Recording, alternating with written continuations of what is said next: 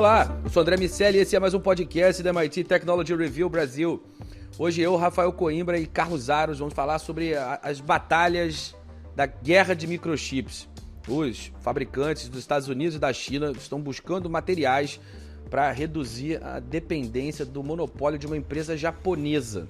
Mas essa história não vai ser fácil, a gente vai entender o que acontece, é surpreendente para quem não está ali inserido no contexto da construção dos microchips e também o que pode acontecer se Estados Unidos e China conseguirem o que querem. Antes da gente começar essa história toda, eu quero dizer que esse podcast é um oferecimento do SAIS, líder em Analytics, e também convidar você para entrar para a nossa comunidade lá em www.mittechreview.com.br/cine. Rafa Coimbra, me dá um panorama dessa história que para mim foi surpreendente e me diz até que ponto a globalização da cadeia de suprimento de semicondutores beneficia ou prejudica a soberania dos países envolvidos nessa briga.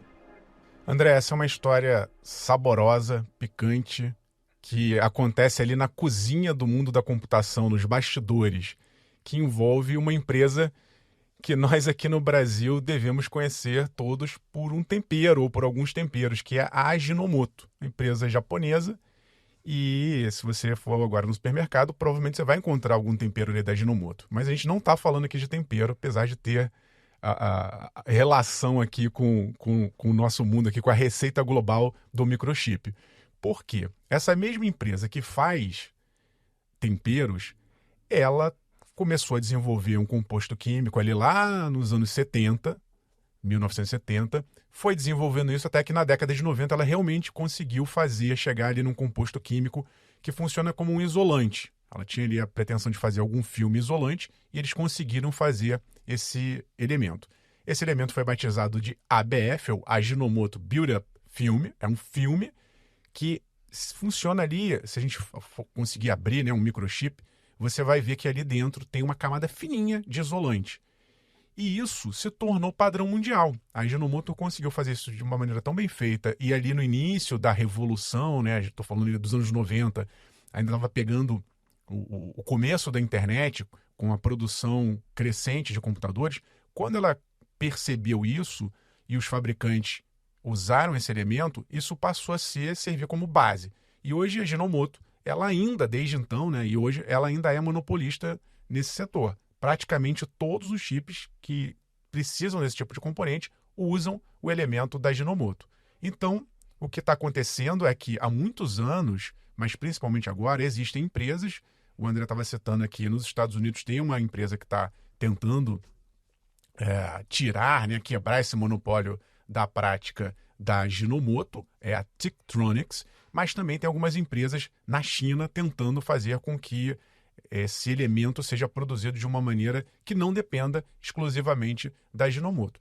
Claro que a gente está falando, primeiro, de uma descoberta de algum elemento químico, de algum processo que realmente possa fazer com que esse material seja substituído, e aí todas as empresas não dependeriam dessa solução japonesa, mas a gente sabe também que dentro dessa cadeia global de montagem de um chip de computador, isso não, mesmo se alguém conseguir, aqui por exemplo, descobrir algo tão eficiente quanto a solução da Ajinomoto, essa revolução não seria feita de uma hora para outra. O que eu estou querendo dizer, você não consegue simplesmente trocar num chip. Eu vou trocar ali o Ajinomoto pelo ABF do Ajinomoto por uma outra solução. Porque esses chips estão hoje de uma maneira tão integradas com outros componentes, é um processo tão sofisticado, a gente está falando aqui de escalas nanométricas, é tudo tão preciso que você, para conseguir fazer com que se mudasse esse padrão da Ajinomoto, precisaria-se convencer toda essa cadeia, ou pelo menos uma grande parte dela, a adotar essa outra solução. Você não desmonta isso de uma hora para outra. Essa é uma grande questão. Então, mesmo que a gente consiga ter alguma solução interessante no curto prazo, ainda levaremos alguns longos anos até que o mercado se adapte de novo e consiga realmente não depender tanto da Ajinomoto. Carlos Aros, como você enxerga a influência das políticas dos governos dos Estados Unidos e China no sentido de moldar o futuro da indústria de semicondutores. E o que você acha que isso diz sobre a relação entre tecnologia e geopolítica? Bom, primeiro que essa relação ela é íntima, né? E existe, de alguma maneira, hoje um movimento que não está restrito aos Estados Unidos e à China, mas todas aquelas nações que estão conseguindo perceber a movimentação dessas peças sobre o tabuleiro já entenderam que é preciso recuar alguns passos e fortalecer as cadeias internas, eliminando, de certa maneira, essa dependência que se tem de outros fornecedores, de outros players, de maneira geral. Os Estados Unidos vêm criando um movimento numa tentativa de blindar a chegada de produtos, enfim, de players chineses e aliados da China em um sem número de setores. A indústria da tecnologia talvez seja aquela que mais evidentemente tem sido afetada por essa política. E havia uma visão de que isso seria interrompido, esse movimento seria interrompido com a assunção do Biden ao poder. E isso não aconteceu. Os Estados Unidos, como uma política de Estado, continuaram acelerando esse processo, talvez numa velocidade menor do que teria havido num eventual segundo governo Trump, mas mantiveram a velocidade de mobilização em torno dessas questões. A pandemia, com a quebra de cadeias de fornecimento, mostrou também, ao lado de outros fatores, esses muito mais políticos do que propriamente a questão econômica que envolveu a pandemia, que era preciso romper com essa estrutura. E aí, no meio disso, em alguns setores como esse dos chips, a gente encontra situações em que há monopólios específicos dentro de cadeias de fornecimento que precisam ser rompidos. E precisam ser rompidos sob a ótica de que essa interdependência, sob qualquer pretexto, pode acabar gerando ruído, gerando problema para essas nações, seja do ponto de vista de segurança, seja do ponto de vista econômico, não importa. Há uma visão de um protecionismo cada vez maior. E aí, nesse ponto, é que se tem um investimento gigantesco para a quebra de monopólios, nesse caso específico, envolvendo algumas empresas chinesas, e no caso dos Estados Unidos, envolvendo essa companhia que o Rafa citou. Ocorre que a relação da Ajinomoto, nesse caso, e do mercado japonês de maneira irrestrita, da economia japonesa de maneira irrestrita com os Estados Unidos, é muito mais próxima do que do que a relação com a China. E há várias razões para isso, desde do aspecto da reconstrução, pós-Segunda Guerra, enfim, há uma relação de dependência ali da economia japonesa com a economia norte-americana e o papel que os Estados Unidos desempenharam nesse processo, que fez com que houvesse um fortalecimento e um estreitamento dessa relação. E isso tem pesado muito mais em benefício dos Estados Unidos agora do que na relação com a China. E aí, claro, não é motivo para que, só porque os japoneses caminham e acenam numa direção de favorecer ou de privilegiar interesses norte-americanos nessa questão, de que os Estados Unidos vão romper com isso. Mas, globalmente, há um desafio enorme. Os estudos mostram, alguns estudos de mercado mostram que a tendência é de crescimento na demanda por esse composto, por esse filme aí, o ABF, né? E isso indica que a corrida deverá ser acelerada, mas leva vantagem quem já está na pista, leva vantagem quem já está em uma rotação alta. E esse é o caso da Ajinomoto. Ela tem em favor dela não só o peso do governo japonês, mas também as relações que foram construídas ao longo de décadas. E isso tem um peso, a gente sabe, na construção disso tudo. O grande aspecto aqui esse é um composto. A gente está discutindo um elemento na composição dos chips. Algumas semanas nós falamos aqui sobre os chiplets, que são uma outra ponta dessa história, né? Um outro lado desse prisma, um outro aspecto a ser considerado, um outro aspecto a ser observado, mas há inúmeros elementos nessa cadeia. A gente tem visto, por exemplo, a questão do fornecimento de silício, que também é um ponto. Quando a gente olha no mapa mundi, vai entender quais são os players que estão fornecendo isso. Então, também entra na conta essa questão. Se a gente for sair do aspecto dos chips e olhar para outro setor, o setor de energia, por exemplo, a gente tem uma disputa muito importante que, de novo, coloca Estados Unidos e China em lados opostos. A BYD, que é uma gigante chinesa, acabou de fazer uma oferta para comprar a maior produtora de lítio do mundo. O que ela está fazendo? Bom, ela está garantindo que ela vai ter fornecimento infinito, vamos colocar dessa maneira, entre aspas aqui esse infinito, para um elemento que é fundamental dentro da cadeia de fornecimento de suprimento das baterias. No caso dos chips, a mesma questão aqui. Então, a geopolítica entra como um fator preponderante, André, mas ela pressiona cenários e situações cujas estruturas já estão bem engendradas, já estão muito complicadas ali num contexto maior.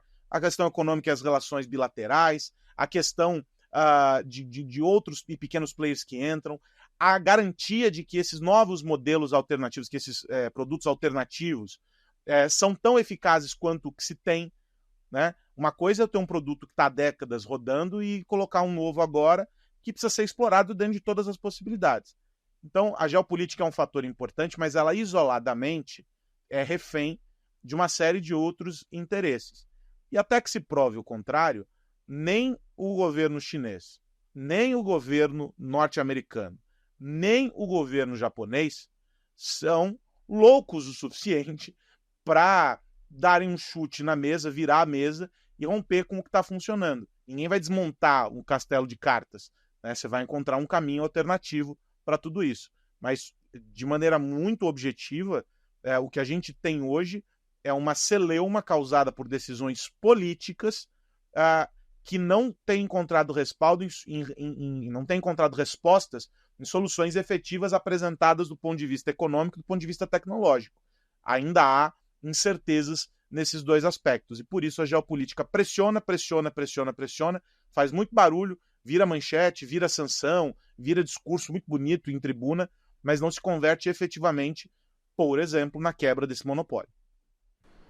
Rafa, falando da quebra desse monopólio, como você enxerga o impacto caso isso aconteça? Se os países forem eficientes em gerar empresas que consigam se encaixar nessa cadeia de suprimentos, o que acontece com a nossa querida Ajinomoto?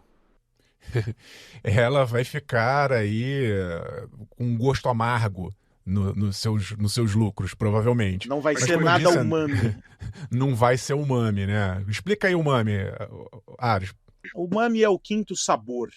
É aquele que faz com que o gosto e com que algumas características principais ali do alimento permaneçam por mais tempo no nosso paladar. Então, ele foi originalmente reconhecido só no final dos anos 1900, começo dos anos 2000, mas foi um pesquisador, um cientista japonês, cujo nome eu não vou usar pronunciar, trabalhava na Universidade Imperial de Tóquio, que, mais de 100 anos, conseguiu extrair o umami ali de uma série de compostos e apresentou isso. Por isso que a culinária japonesa é a que melhor trabalha com o umami. A gente conhece o umami como um pozinho que, curiosamente, é vendido também pela Ajinomoto, e ele é o que dá esse sabor, que faz aquela vontade de você comer mais, etc. É o umami. No caso aqui, voltando para os microprocessadores, se alguma empresa, obviamente, descobrir algo que faça frente à solução da Ajinomoto, a receita financeira da Ajinomoto vai azedar. Mas o fato é o seguinte, André, eu não acredito que algum país ou alguma empresa sejam capazes de produzir 100% uma solução, por exemplo, um chip. Tá? Então, quando a gente fala de um chip, tem tanta coisa para que se chegue à solução final que é praticamente impossível que uma empresa ela consiga fazer isso dentro de um país. Então, essa é o grande debate atual. Porque você, se por um lado tenta-se fazer esse movimento, né, os Estados Unidos tem um projeto chamado CHIP, inclusive, que o governo está despejando ali esses milhões de dólares, e o Ares comentou há pouco sobre ele. O fato é que o que a gente está começando a ver são, vou chamar assim, cadeias nacionais. O máximo que a gente está conseguindo ver. Então, a China, ela está montando uma cadeia nacional. Ela pega empresas que são chinesas e tenta fazer com que elas se integrem dentro daquele ambiente local. A mesma coisa nos Estados Unidos. Mas, novamente, é praticamente impossível você não depender de um material específico de um país, de uma matéria-prima de um determinado país. Mas, vindo para esse novo mundo de reengenharia, de logística local, mesmo que isso aconteça, vai ter um problema aí na frente, que chama-se preço. Por quê? O que a gente via até então, nessa globalização, isso vale para todos os setores, é que geralmente, uma vez que fica tudo azeitado, bonitinho, os preços tendem a cair. Né? Você pega um pedaço aqui, onde é mais barato aqui, no outro país, monta-se uma solução e essa solução acaba sendo mais barata. Se começa-se a forçar a barra para fazer produção local, cada país tem as suas especificidades, mas provavelmente esse preço ele aumentará para o consumidor. Então a questão é, o consumidor, no fim das contas, vai querer pagar essa conta ou não? Então pode haver aí um fator de equilíbrio que vai ser determinado por quem está consumindo, em que empresas estão comprando computadores, que pessoas estão comprando computadores, e se elas vão querer pagar mais caro para ter uma solução nacional, por exemplo. Eu acho que na mente de muitos consumidores o que vale é o preço, não importa de onde está vindo esse produto. Um outro fator que eu acho que pode mexer nesse jogo e tem que estar no nosso radar a gente está entrando numa nova era da computação, já falamos um pouco aqui em alguns podcasts, que são chips voltados para a inteligência artificial. Também nos Estados Unidos, né, tem uma líder mundial, que é a NVIDIA, mas outras empresas demandantes desses novos circuitos, chips específicos para treinamento de inteligência artificial, todas as Big Techs, né, Google, Meta, Microsoft, essas empresas estão precisando de novas fontes para alimentar esses modelos. Isso, obviamente, passa por circuitos que são feitos especificamente para a inteligência artificial. Talvez novas startups com olhares focados mais nesse novo mundo que está se criando, talvez a gente possa ver uma solução diferente, um jeito novo de se fazer esse tipo de composto para um novo mundo, vou chamar aqui, uma nova arquitetura global que vai estar por trás de tudo que a gente está consumindo em termos de informação, de soluções, aplicativos.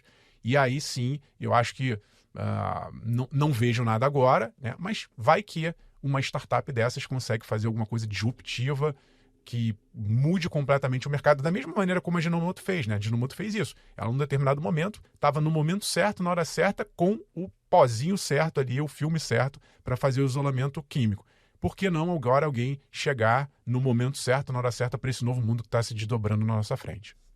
Carlos Aros, falando no novo mundo que está se desdobrando na nossa frente, quero te perguntar como você vê o futuro da cadeia de suprimento nesse contexto dos semicondutores. Dá para mudar o eixo, a importância de cada país nesse processo? Dá para ser independente?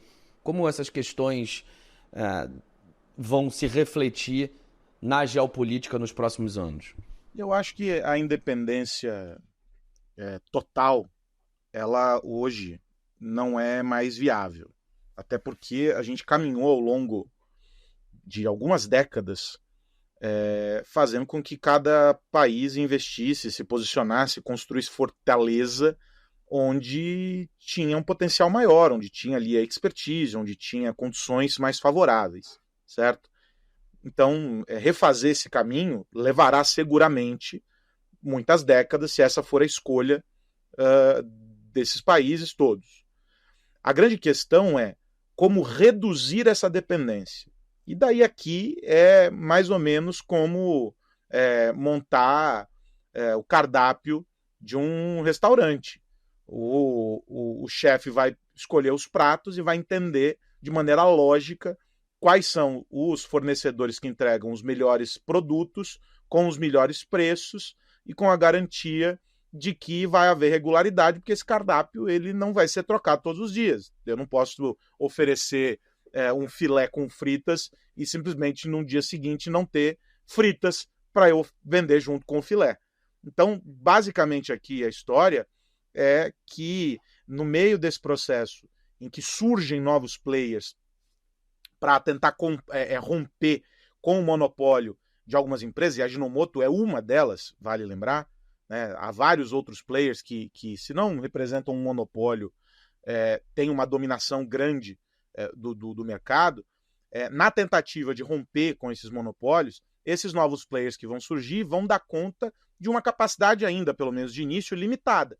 E aí eles vão acabar compondo um grande quadro em que vão ser fornecedores para determinados segmentos, para determinadas regiões e etc. E como eles, vai ter que haver uma multiplicidade de possíveis fornecedores para essas cadeias.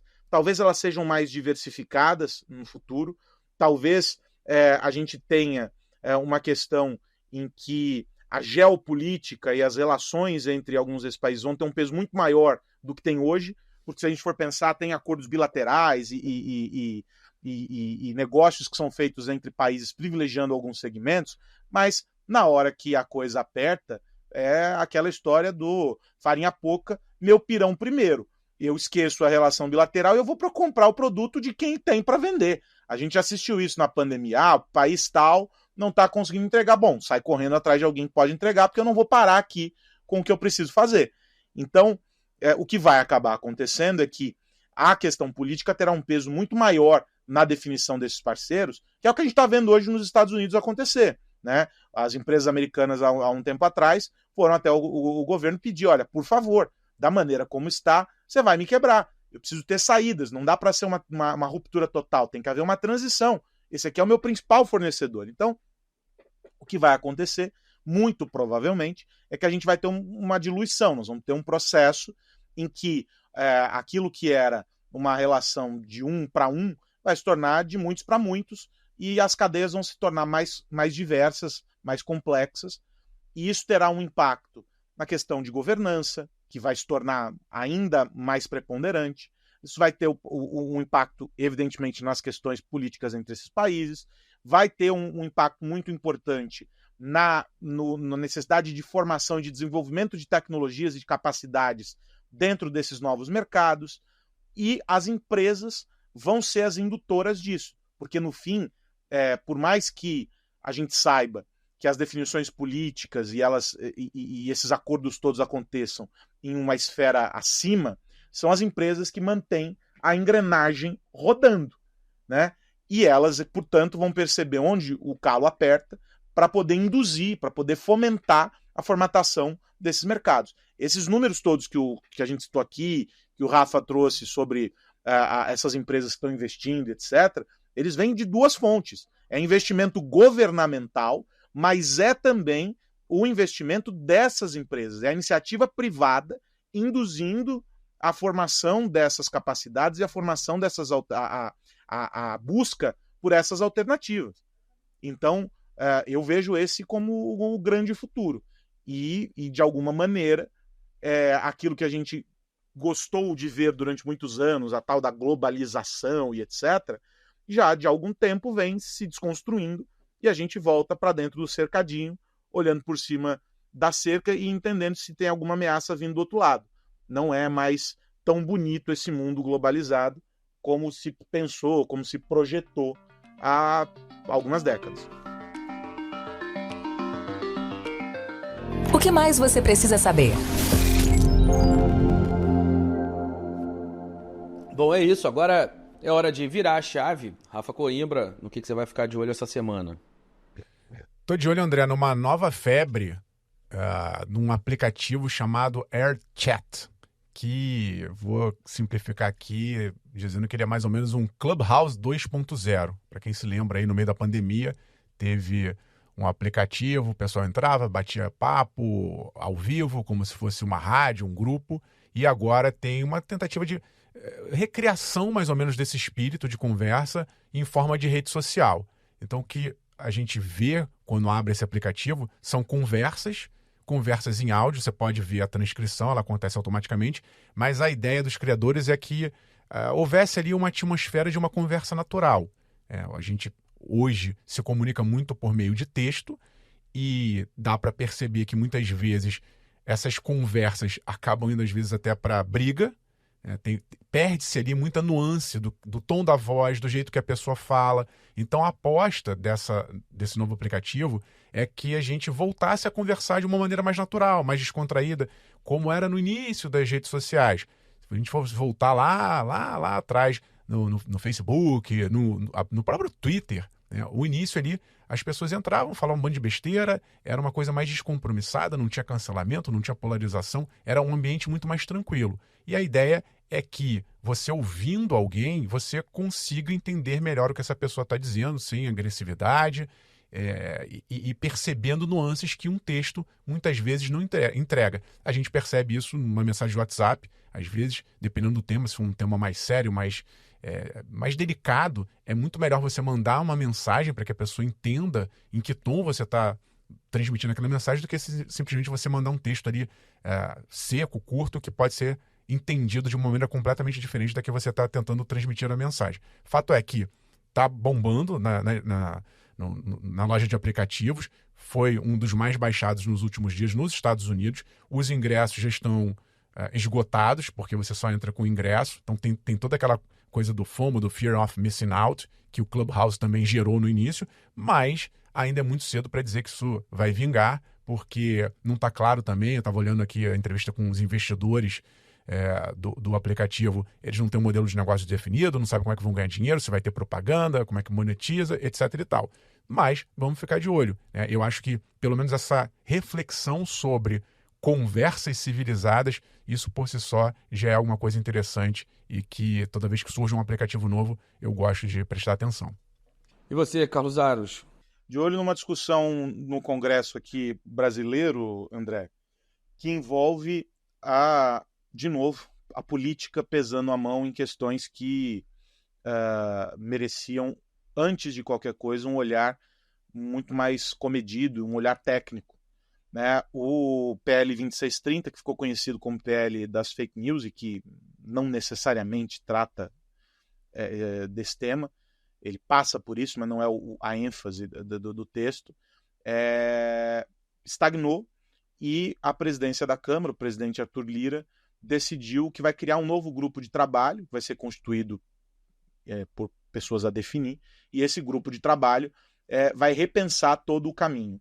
Nesse projeto, André, haviam sido apensados outros textos e outros encaminhamentos, direito autoral, remuneração de jornalismo, enfim, várias questões que foram incluídas aí no texto. Ele virou um grande Frankenstein.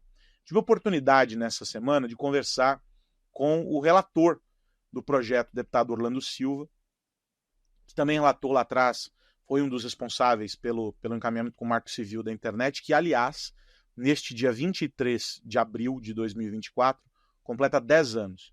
E foi um texto muito elogiado.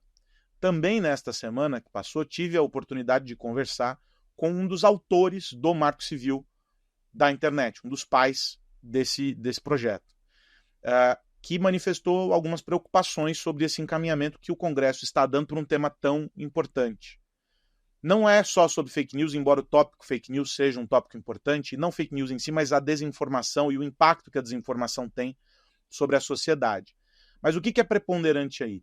É um movimento global de construção de regulamentos, de processos regulatórios que envolvem as big techs. Elas ganharam uma estrutura e uma estatura tão robusta que é preciso agora mecanismos para conseguir, com base na viabilidade desses negócios e na preservação de uma série de outros itens, garantir que tudo isso se dê da maneira mais transparente possível. O mundo todo está fazendo isso. O texto brasileiro supostamente tem inspiração no que a Europa propôs. Há alguns anos os Estados Unidos também encaminharam textos interessantes. E o Brasil agora dá 10 passos atrás, propondo zerar uma discussão que não pode ser zerada porque ela é corrente, ela está acontecendo agora. Então há uma preocupação das empresas, havia uma preocupação no contexto anterior, há uma preocupação agora com a insegurança que se tem a partir dessa nova discussão que não se sabe onde vai chegar. Há uma insegurança daqueles que operam o direito nesse campo porque entendem que há vácuos que estão sendo criados e que precisam ser alcançados. E no meio de tudo isso a gente tem Twitter Files, a gente tem Elon Musk, a gente tem uma disputa com o judiciário, entre o judiciário e o Congresso para entender quem vai arbitrar o quê. É um contexto muito, muito sensível. E os olhares daqueles que estão tomando decisões com base em investimentos aqui no Brasil, com base na construção e na consolidação de um mercado importante para esses players digitais, daqueles que estão investindo e empreendendo nesse segmento de plataformas digitais, todo mundo fica atento e angustiado, tentando saber para onde vamos. E essa é a resposta que o legislador precisa oferecer. Mas parece que a gente ficou mais longe dela. Então é importante a gente acompanhar ao longo desses próximos dias o que será feito para a formatação desse grupo de estudos e o que será feito com o projeto que já está em andamento, já tem voto relator, inclusive, manifestado. Em paralelo a isso, temos a discussão que envolve a regulamentação de inteligência artificial, um projeto de lei também tramitando, que aventou-se como possibilidade reunir o projeto de regulação de inteligência artificial com o PL 2630. Eu fico imaginando como seria uma audiência pública para tratar desses dois temas. Ela ia ser interminável, tipo reunião de condomínio. Mas, de todo modo, a gente precisa de respostas, a gente tem que acompanhar, porque há um impacto muito grave social, um impacto muito grave econômico e um impacto muito grave sobre o que a gente entende como inovação. Se vai viabilizar ou inviabilizar esse processo todo aqui dentro. Então, momentos de tensão enquanto a gente acompanha essa caminhada. E aí, no meio de tudo isso, a gente lembra que este é um ano de eleição. E, muito provavelmente, no meio do ano, ou seja, daqui a 2, 3 meses, a gente vai parar tudo para poder o Congresso apoiar os seus candidatos, os deputados e senadores vão apoiar seus candidatos nos municípios, etc. E a gente tem uma desaceleração dos trabalhos legislativos. Ou seja, é tudo muito complexo, não tem nada umami nesta discussão, André Miceli. É isso. Bom, tá na hora, mas antes da gente ir, eu quero lembrar que esse podcast é um oferecimento do SAIS. Rafa Coimbra, até a semana que vem. Até semana que vem, André Aros e a todos que nos ouvem. Lembrando que já estão abertas as inscrições para o Innovators Under 35 Brasil, da MIT Technology Review Brasil. Se você conhece alguém que é inovador, ou se você foi inovador e tem até 35 anos, está na hora de você se apresentar ao mundo. Venha com a gente, se inscreva. Essa é uma premiação muito importante para que a gente revele as mentes inovadoras do Brasil. Inscrições abertas, é só aparecer. Até semana que vem. Carlos Aros, até a semana que vem. Até a semana que vem, André Miceli, Rafa Coimbra, a gente se encontra aqui. Um abraço. Semana que vem tem mais podcast da MIT Technology Review Brasil, para a gente falar sobre tecnologia, negócios e sociedade. Um grande abraço para você que nos ouve. Tchau, tchau. Você ouviu o podcast MIT Technology Review Brasil, apresentado por Tech Institute.